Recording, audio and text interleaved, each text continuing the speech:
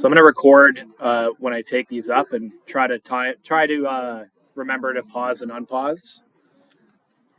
Let me walk through the first two with you guys if you haven't finished those.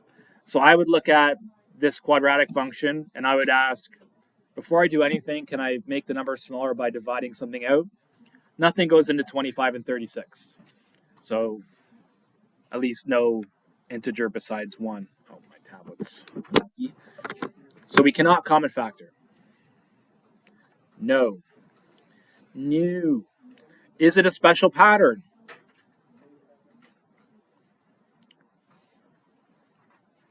What do you guys think? Is this a special pattern? So we have two special patterns. A difference of squares. If you guys see two things subtracted, you should start, like, that's a cue for you. Hey, maybe there's a shortcut here. 25 and 36 are perfect square numbers. It is a special pattern. It's a difference of squares. And so we can just use the pattern and then we're done. And we're excited about that. So the pattern is you square root 25, like 5x, and then square root 36, it's 6. So it's 5x plus 6 and 5x minus 6. No Australian method required. Life is good. Excuse this interruption. For all the grade 12s, along with your teachers, please make your way down to the cafeteria for your assembly. Thank you. That'll be you guys tomorrow. All right, let's do B together. Okay, I got a complex trinomial. Before I reach for the Australian method, though, I ask myself, can I common factor? Yes, there is a 2 that you can divide out from all of these things. And when you divide out a 2 from everything, is it a special pattern? X squared, 5x, and 4, not a special pattern. But it is a simple trinomial, so we don't need to do the complex Australian method. It's just what numbers add to 5 and multiply to 4. You guys have done lots of these. What are those numbers? 1 and 4, right? I blanked for a second there. So I'm going to let you guys do C, do D, and do E, choosing an appropriate method. Sometimes more than one will work, but I'm going to pause the recording now, give you guys a few more minutes to try. You know what?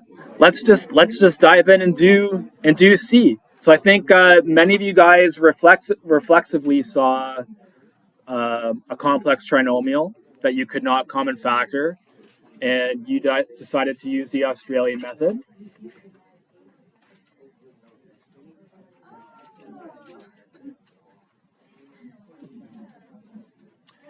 And what numbers you guys find that add to 20 and multiply to 4 times 25 multiplied to 100?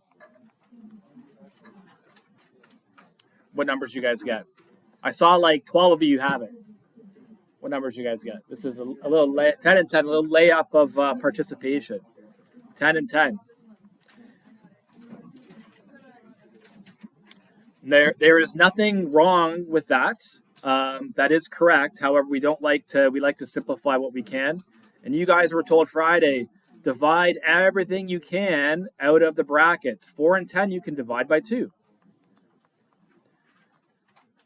You can also divide 4 and 10 by 2 again in the second bracket.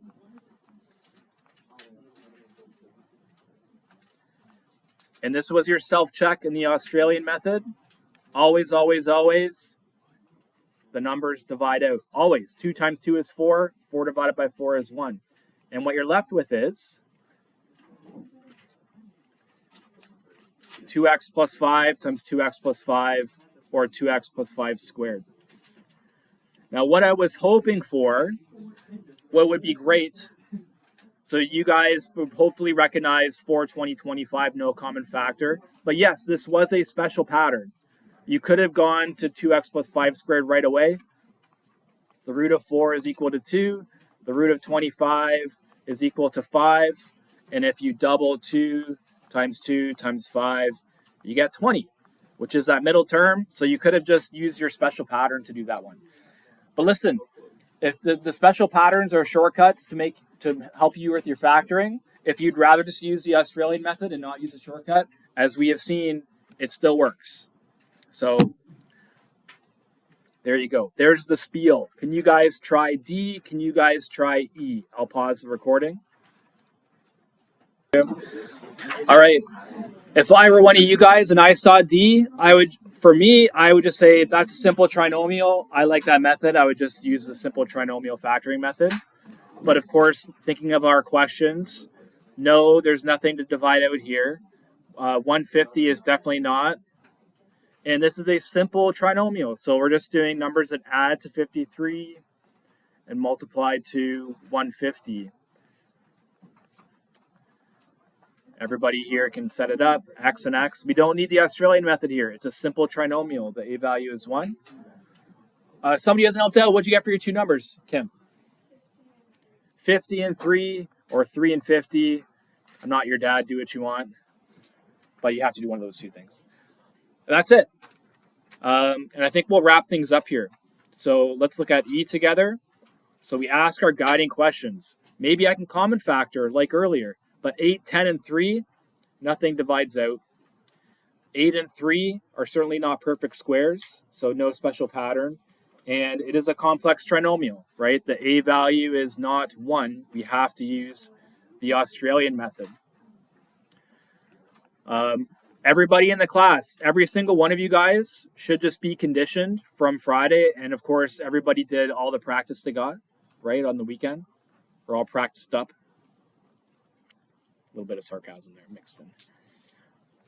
Everybody should be able to set this up. It's 8x, it's 8x, it's 8 down under. It's why we call it the Australian method. There's no thought required there. That should just be automatic because you've all been practicing. And then we play our numbers game. What adds to minus 10? And remember, we tweaked our numbers game a little bit. Adds to minus 10, multiplies to, not to 3, but to the product of 8 and 3. 8 times 3 equals 24. And even further, thinking about the signs, they have to add to a negative and multiply to a positive, so we know they're both negative. And now we just got to think of some pairs of numbers and multiply to 24 that work. 1 and 24, 2 and 12, 3 and 8, 4 and 6 are numbers that work. Okay, and then lastly, like that is fine, that is correct, but we try to simplify if we can. Each bracket, you can divide by something. 8 and 4, you can divide by 4.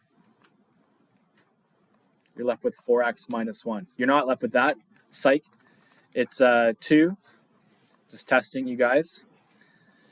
8x and 6, I can't divide 4 out of those, but I can divide 2. They're both even.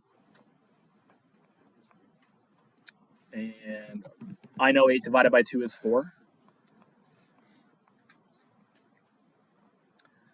All divided by 8. And again, guys, we have that self-check, right? You should be looking for this. 4 times 2 divided by 8 is equal to 1. Everything divides out, and we're left with 2x minus 1 times 4x minus 3. It is the same steps every time, but you have to practice it to kind of get good at it, or at least more comfortable.